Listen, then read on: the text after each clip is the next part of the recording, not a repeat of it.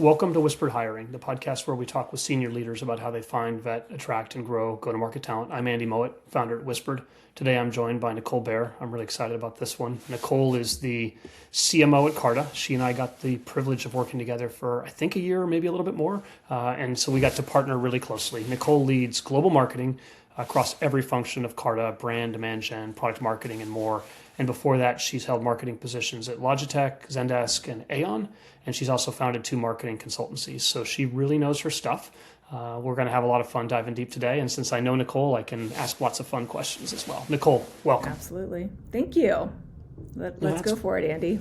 I love it. Well, maybe if we kind of kick it off, like, how do you think about designing a role on your leadership team?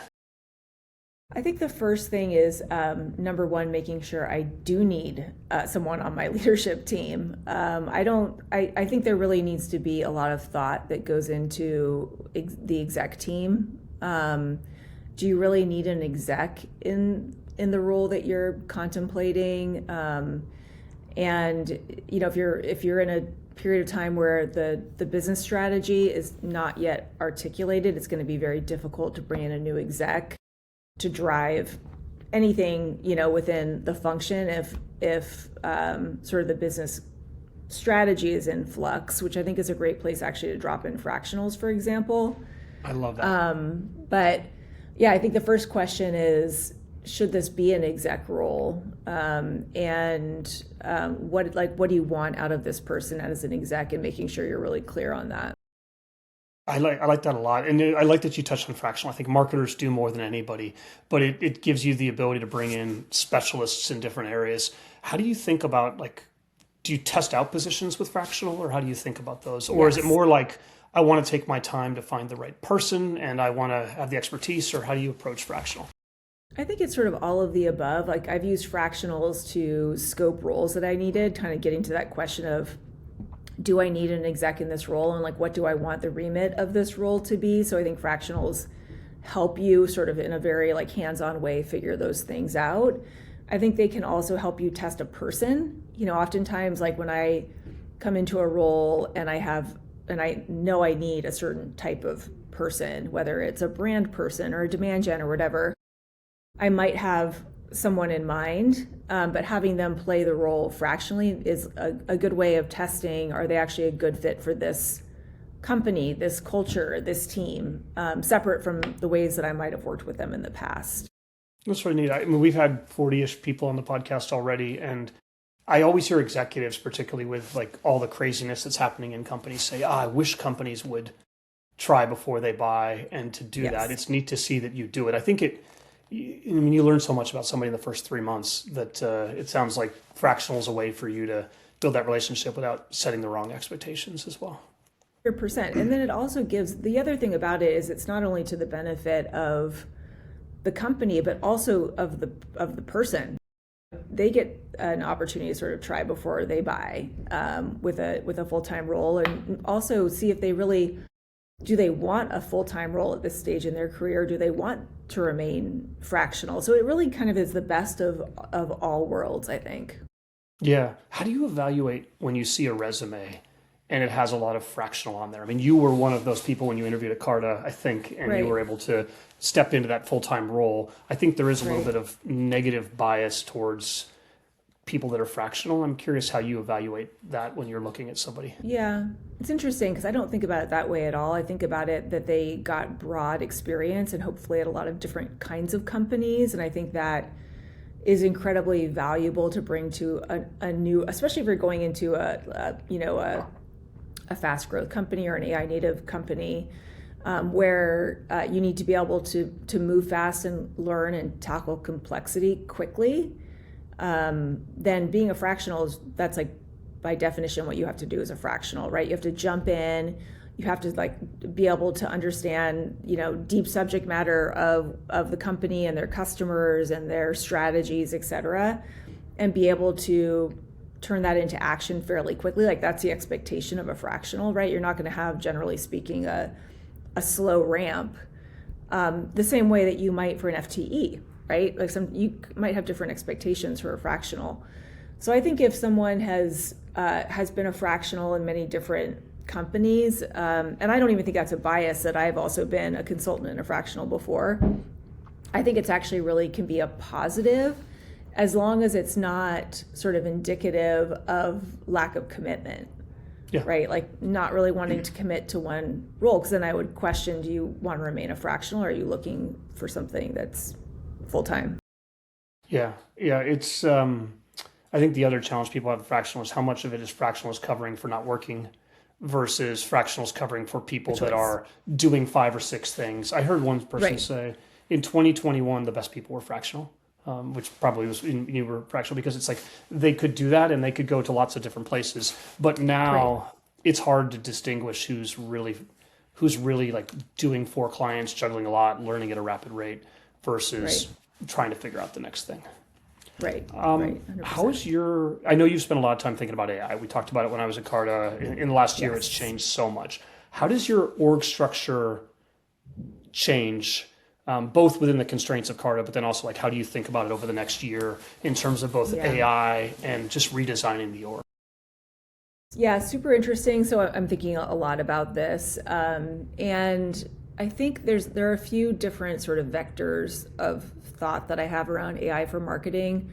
The first is, around sort of the idea of content engineers and go-to-market engineers. These are terms that have been popularized by vendors, and sometimes I'm resistant to those things because I think it's good marketing. but I think there's some veracity in that too, that these roles are starting to, what used to be a content strategist can now be a content engineer, right? What used to be a go-to-market strategist is really now more around go-to-market innovation more broadly. And so I'm kind of thinking about this in 2 different ways. One is, what is sort of the evolution of marketing roles that pattern alongside specific parts of what AI can do for marketers? So that's like the sort of the content engineering path. The other one is thinking about how do you take really smart people and sort of apply them against the concept of how do we do more innovation with AI, and that becomes their role. It's like a very capacious job, right? Like, go figure out how we're going to use Claude to solve this problem. And so I'm also thinking about that rail too of actually sort of generalist. For right now, they're sort of generalist jobs. I think they will start to take more shape in the future, but that's kind of more along the lines of like the go-to-market engineering path, which is sort of an amalgamation of many different roles that used to be more defined that are all going into like this go-to-market engineer pathway. So I think we'll start to see sort of the both dynamics happening, where you see sort of an evolution of jobs that are more along the lines of how marketers and AI are working together for desired outcomes in specific parts of marketing, but then this sort of opening up of generalist roles that are more about how are you using your domain expertise, your cross-functional expertise, and then applying AI to be able to do really innovative work. I like that. I feel like the production line collapses, right? Instead of having to wait for design, wait for copy, you can now, I've seen a lot of innovative people say like, this is our agent that is thinking in our buyer persona. It's evaluating everything. So it's not just an agent producing, but it's an agent talking to an agent and debating, is this going to land with this customer? And so to me, it 100%. Means instead of having these like everyone's waiting and working on Asana, now it's like you can have individual people do this, which gets me really excited. Yeah, 100%. Oh, sorry, go ahead. I was going to say the other thing I think is like the AI amplification of jobs that used to, in some ways, sometimes sort of push people who were incredible thinkers into some lower value uses of their time. Like a good example of that to me would be product marketing, where, for product marketing, oftentimes to do the great work that they do, they had to spend a lot of time like amalgamating data, amalgamating market research, et cetera, in ways that were more maybe manual. And now they can do incredibly powerful market insights by aggregating data and just prompting the right ways to get the answers that we want, whether it's around marketing and sales orchestration or insights of what's moving deals along, or synthetic market research, things that are just cutting like a much more direct line into answering difficult questions that used to take hours, weeks, months to do. I've been shocked. Competition monitoring, enablement, fundamentally changing on a lot of these areas. We just actually stopped we have still the podcast agency that produces this, but we had somebody clipping and cutting, and we stopped that person, and I gave it to my team, and within 2 days they had an entire workflow built to find the right clips, clip them, cut them, send them for approval, and then post them, and then judge them. And it's like, I was like, oh, I don't need that EA anymore. I know. It's crazy. Definitely, that sort of rinse and repeat creative work is being disrupted for sure by AI. But what it's done for us is allow our video editor to focus more on storytelling. Yes. So less on the clipping and cutting, et cetera, but instead, like how are they thinking about our video strategy, and how can we extend our video strategy into other surfaces that we didn't previously have it, et cetera. So I think it's, again, like it's about how are we helping humans with sort of spending time on the higher value problems, questions, what requires sort of a human and a brain to do, as opposed to work that really is task oriented and repetitive that can get done elsewhere. I like that. I agree fully. It's really exciting and scary at the same time. What types of hires, maybe across the seniority stack, and then we'll focus them in on senior people, has that changed in any way? Are you looking for more builders, or is the type of persona you're looking for changed, Nicole? Yeah, I think that, there's this whole trend around delayering, et cetera. And I do think that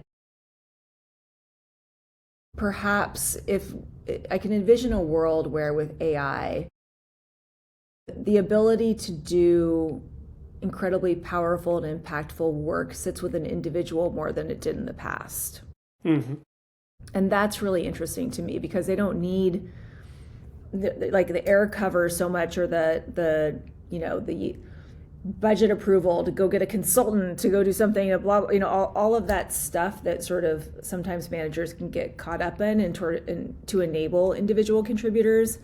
That kind of goes away, because the individual contributors can do so much on their own, right?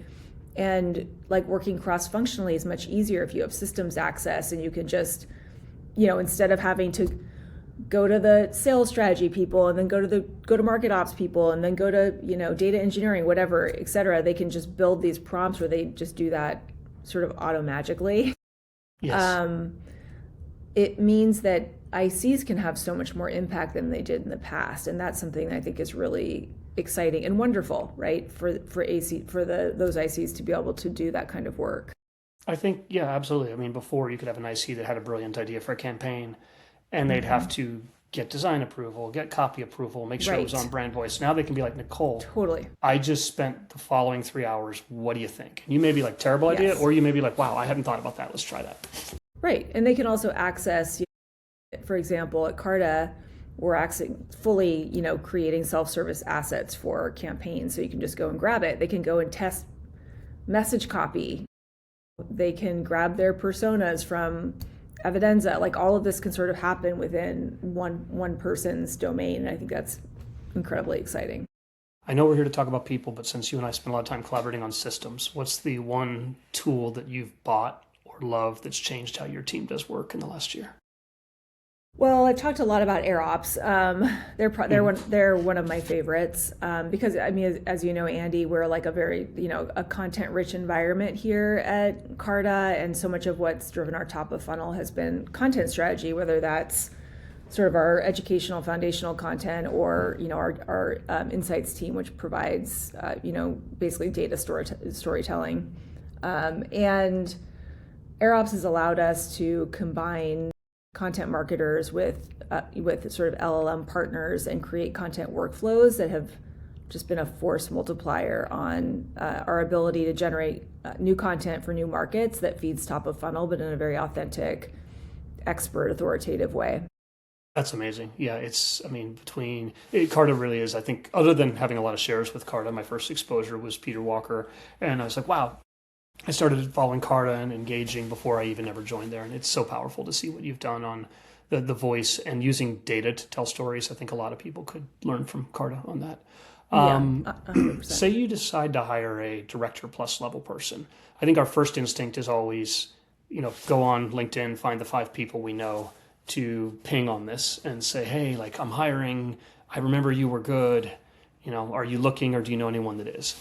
After that, because that rarely works, unfortunately, after that, what do you do? Do you post roles? Do you immediately bring in TA? How do you start recruiting before the job is posted? How do you think about that? I mean, we always bring in TA. That's sort of a requirement. But I mean, typically for a senior role,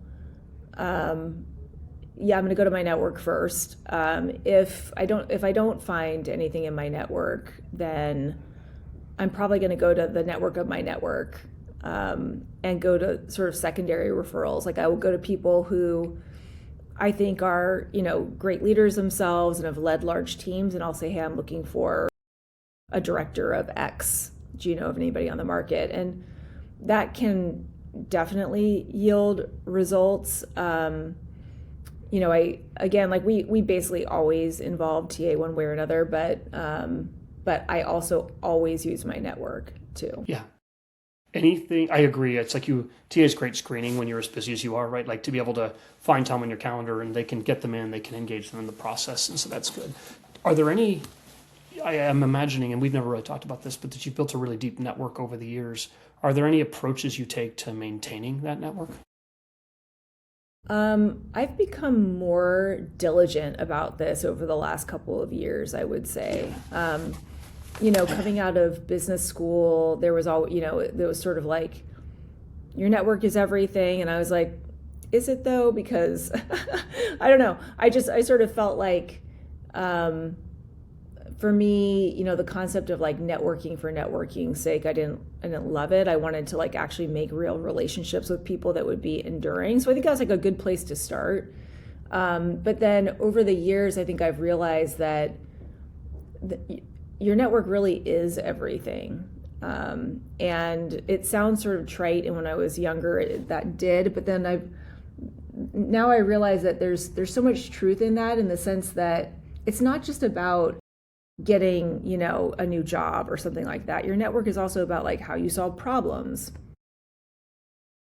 how you find candidates for roles that are really important for you, how you see how other people are thinking about, what's going on in the world, or some, specific challenges that they may have, for example, with LinkedIn.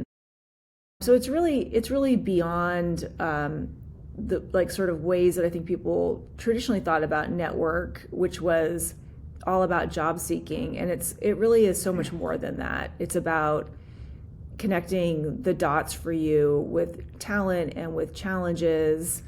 And even, being able to, especially in the age of AI, be able to talk to people about what they're doing has become incredibly valuable for me. Like I spend so much time with my informal networks. I have formal networks and informal networks. I'm part of the Bay Area CMO group. That's like a formal network, but then I'm also in a ton of WhatsApp, groups, and a Slack group or 2 or 3, and a text group here and there. And those informal networks are amazing to have, because you can pop in on almost anything, be like, hey, I've got this thing going on. Have you solved a similar problem? Or, hey, I'm, kind of to what you're doing, Andy, like, hey, I'm heard about this role. Like, what does someone think about that company, that leadership team, whatever.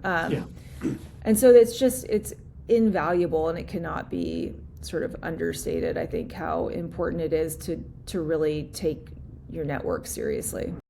I agree. I've actually had this one for 9 or 10 years, where when I was running RevOps at Box, I met the gentleman at Okta that was running it. And we would start to trade, we'd bring one of our teams in to meet the other team. And so we would do a lot of cross mind share and exchange. And that turned into a Slack group with like heads of RevOps at LinkedIn and Snowflake Right. and all these other people. And now it's to the point where it's 100 people and we all just kind of support each other in careers. And I think the ability to like create those small little micro communities of people that you can get closer to is so valuable. Yeah, it's valuable for, it's both sort of self-serving for us as individuals, but the community itself gets better for having more quality people in it too. So you bringing more people into it too is something that I think is another function of the network, and keeping them, keeping it sort of fresh and keeping diverse perspectives in a network is bringing in more. I think 100 people might be a lot, but bringing more people to the table who also have interesting things to share with your group can also add a ton of value. Yeah, it's true. I always think about that Dunbar's number, right? Like it's the 150. It's like beyond that, you'll struggle. And I think that, you get to something like a Pavilion or like a CMO Coffee Talk. They're great organizations, but they end up so much noise that it's hard to find the goodness 100%. In there as well. Yeah. Maybe shifting over to interview process. I've been on panels with you. I've never actually sat in an interview with you. And I'd be curious, like, how do you evaluate mostly senior talent, but just how do you go about that? Is there a process that you run? I have a process. I take interviewing very, very seriously. I don't go off vibes, which, their vibes are important, but I think people overuse vibes at times in lieu of a formal interview process. So I have a way that I always start the conversation. First of all, I like to get to know the person a little bit the first couple of minutes. I think just creating a human connection can create a better interview. And then I start with my favorite question. I always ask the same one, which is, what can you tell me about your professional journey that I can't read from your resume? And that is, I think it's been a sort of a game changer for me. I've asked that question for probably the last 10 years. And it's the reason I like it so much is first of all, some people immediately just start reciting your resume. They're not actually understanding the assignment, right? And I will even tell them, stop. What I asked you was for you to tell me in your own words what I can't read from your resume. I'm not asking for you to rehash your resume. And if they start doing that, it's kind of a red flag to me. Especially in marketing, where it's about positioning, storytelling, and all of that as well, too. Totally, 100%. So I always start there, and I think that can be very super revealing, because it's also can that person be a little bit vulnerable in that moment, to not want to paint a picture that is overly rosy or overly they're frantically coming up a story in their mind about how to match their professional journey to the job. And if instead they start from a place of authenticity, then you really sense it right from the beginning. So I start there. I'll do a couple of things. I will ask sort of more challenging questions, like, why is this role right for you right now? Why is this company right for you right now? Why is this the time of your life for this role? What gets you up in the morning, with a passion for what you do? I want to see people have a passion for their job, their team, etc. So I will ask those kind of general questions, probably the last third of the interview, and I'd say the middle third-ish. I will ask ChatGPT for I will do a prompt, and I'll say, this is the scenario I'm interviewing for, and then usually ChatGPT gives me 25 questions, and I just basically use that as a springboard to then write maybe the 5 questions I want to ask that I think are interesting from what ChatGPT tells me to ask. And so it just sort of is a thinking, sort of gets me sort of a thought, or thought partner. So essentially I have sort of bookends of my customized questions, and then I have sort of the questions in the interim that I think are diverse enough that I've gotten through a prompt. Like that. I imagine most people don't actually, you should reverse that ChatGPT prompt for yourself, right? Take the job description and be give me the top 20 questions. I do think AI role plays, I don't know if you've been playing with them at Carta. I'm seeing so many companies move from enablement where you train people to no, you will need to learn the CEO's presentation. You're going to run through it until you have it right. Yeah. And I think the same thing could be happening for interviews as well, too. 100%. Yeah, we absolutely are doing that with the ERP pitch, which you probably remember, Andy, but that is absolutely what we're doing, is nail the pitch completely. You and I both would love to have seen a dashboard of every rep, and also people like you and me, because we should have done it too, of like what is the percentage alignment with the pitch, and not just reciting it, but understanding it and being able to do We're that. doing it in chorus. I love it. It's Yeah, Hyperbound's a we're neat doing company that's doing it too. As well, like the AI role plays, I feel like Chorus hasn't quite caught up yet, but we'll see. Yeah, we run it through other things to get that, but yes. Yeah, we How would you answer that question about tell me about your professional background that's not on your resume? I'm curious. Yeah, so that's great. I love you turned it around, turn it into an interview question for me. So I would say, what's so my professional journey, from what you can't see in my resume, is really around continuing intellectual curiosity, and seeking new challenge. So sort of at the beginning of my career, knew I wanted to be in tech. That was like, there was never really a question in my mind if I ever wanted to be in anything other than tech, which is interesting. Some of that was growing up in the Bay Area. My dad was an early employee at a startup, so I think I sort of drank the Kool-Aid early. Starting off in tech, and then starting off, my first job out of school was actually in comms, which I think sometimes those initial jobs can tell you what you don't want to do, but they also can be skills that later on you realize were really valuable. So for me, with comms, starting off there was an interesting fit in really teaching me how to sort of thrive in the pressure of the comms world. But it didn't really fully satisfy, I think, like an intellectual curiosity that I had around products. Yeah. And so I kind of went from taking other people's pitches for products and then moving into product marketing so I could actually develop the pitches for products. That was kind of the evolution for me. And then, product marketing can be a really great place for marketers to start to become like dangerous generalists, I think. And so, moved from product marketing to starting to take on more sort of functions of marketing over time. And then sort of after I had proven that I could run an entire marketing function, then I started taking on other commercial responsibilities like sales and customer success. And that was also sort of not just a professional challenge, but also intellectually challenging to sort of move among different domains.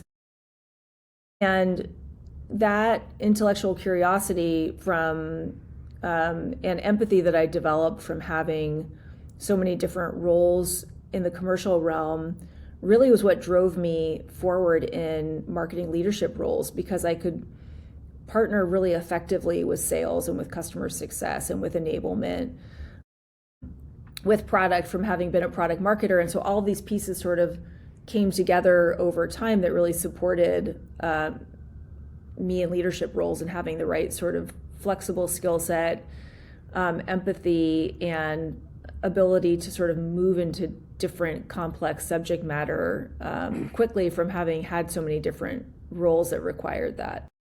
I like that. I like how you turned it from a chronology to a messaging statement, which was really good. Okay, how do you reference candidates? Right, there's obviously the front door ones, which are easy, but do you do back door? When do you do them in the process? Totally back channel. Do you do it early or do you do it late? Oh yeah, I would say I sort of mid. I don't back channel right away because what's the point? I don't want to be like, when I feel like, out of respect for my network, when I back channel, I'm probably starting to get serious about them.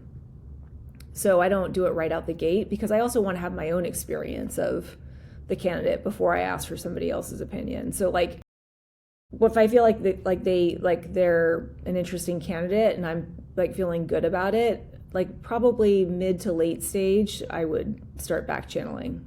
But I definitely do not back channel at the last minute. I've had my thinking change on this one with our guests so far, right? Like Nick Mehta said it well. It's like back channel before you fall in love with somebody. And what I've been shocked by is how early particularly CEOs will back channel, right? Like they'll start texting people before Yeah, they even get in the ATS, and it just happens so much faster. And I think a lot of people aren't prepared for that at the right. executive level. Yeah, Yeah. yeah, and I think there definitely are merits for all the ways, but I think, I don't want to. I guess my feeling is I don't want to be biased until I'm ready to be biased. Mm-hmm. Mm-hmm. I like that. You want to give them a chance to Yeah, like stand on their own merits. yeah. Now I've got competing quotes, which is great. Don't want to be biased before ready. I love that. Um, let's see. One, are there good, or do candidates ever take themselves out with you, right? Like the questions they ask. Are there good questions? Are there bad questions? Are there some that you remember? You're like, wow, that's a great one. I got to use that one myself. Yeah, I mean, I like candidates that, like the good questions are, tell me about how you're moving into this market. Like I noticed that you've moved into private credit or whatever. Tell me about your strategy there. Like I like those kinds of questions where it's not just about the fact that they are reading on the website, but that they actually they want to hear about like my sort of thinking on strategy, and they want to hear about like how we're going to market on something. I think that is always, I'm like, that's great. It's not just that you are like checking boxes of like, I see you did this or that. They're actually interested in like trying to learn about a little bit more about my thought process. And I think that means they are engaged, and they care about leadership style, and they also maybe are matching how they might think about new market entry or a new product launch or whatever against the way that I think about it. And that's, I think, good for both of us to sort of be checking for fit. So I like those kinds of questions, that are a level deeper than what they can just sort of glean from the website. I always like it when people ask about what the KPIs are for certain things, because I think that shows that they're already thinking about how we think about success. And I like having that conversation, asking them, how would you measure this? Like I can also I like those sort of questions they give me that I can kind of turn it back around on them to say, well, tell me how you would think about it. So those are good questions. I think bad questions include like, do I have to come to the office? Yeah, get the offer first on those things. Yeah. Yeah. Like, okay. That's not good. That means it could be a struggle to get. We're a 3 day a week in 3 days in office culture, and so if you're already asking me that, then that's a red flag. I think if they're asking too many questions about strategy, where I feel like I'm like, can you actually operate in the world of execution? That's not good. So even though I said I like questions about strategy that are deeper, I don't want it to be an endless series of questions around strategy, because then I'm wondering if they can actually get things done. And we have a culture here around execution at Carta, as you know, and we got to have people who can be strategic thinkers but be excellent executors. I agree. We were talking to another guest earlier this week where he basically said the thing I hate the most is people like, can we do more strategy? I'm like, everything is strategy, but it's like you have to execute on it as well too. And sometimes you see like earlier career people think that there is this career path to C-level when you just do strategy, and I'm like, that rarely is the case. You have to execute. No. You have to own a number. You have to do all of those things. I mean, maybe some places, but definitely not here. Very few, I hope. Well, Carter's done so well. Last kind of maybe wrapping up questions, like what do you do to make senior hires successful? Like, how do you think about that? It's a great question. I actually just put together another pass at an onboarding document that I think serves its purpose. So I've been thinking about it. I mean, my leadership principle around new hires and especially for my direct reports is I'm gonna spend like deep time with you at the outset, giving you like the insights, the resources, the reading, the context, all of that for the first couple days that you're in seat. I'll help support you, like you meeting with the right people internally, like make that happen, get that all operationalized and deployed. And then after that, you're sort of on your own by design, in the sense that I'm going to throw people in the deep end kind of right away. And the reason for that is because I think that if I enable them with the right resources and tools and, people to meet, context, etc., then they're going to figure it out. And it says a lot about people that they can figure it out. It shows that they have grit. It shows that they can be uncomfortable and be able to like manage through discomfort and be able to sort of come out the other side of like, I don't know everything. What am I going to do? And be able to get sort of comfortable with some ambiguity. So it's intentional. It's not like I don't have time to support new hires. It's like I'm gonna give you all the things, and then we're gonna push the ship off the shore, and you're gonna go. I love that. Yeah, it's there's a balance to it for sure. Traditional closing question: like you've led and hired great marketing teams. Who have you learned the most from about hiring? Has it been by just observing lots of people, or have you found any mentors along the way? Yeah, I mean, I think there's I think definitely Tom Kaiser, who we both were both reported to for a time. I think that he had a very skilled way of interviewing that I took some cues from, especially around not trying, like being very authentic about what the job is, but in a way that for me felt, as someone, like if you like a challenge like I do, like I seek challenges, then it felt like sort of being real about what the job was and its challenges was actually exciting, as opposed to like what am I getting myself into here? It didn't feel like that. It felt like, wow, this could be a really great challenge. And I also felt like it was sort of eyes wide open about what was going to be expected out of me, out of the role. And it was there was a lot.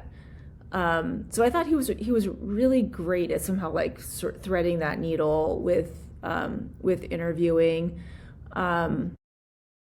I'll give you a funny example of a counterpoint to that. I think there's a cohort of people who were, I'm not sure if it was just post-MBA students or there was a cohort of the way that Google did interviewing back in the day. But fresh off my MBA from Haas, I was in a group that got recruited by Google for jobs that we did not know what we were interviewing for.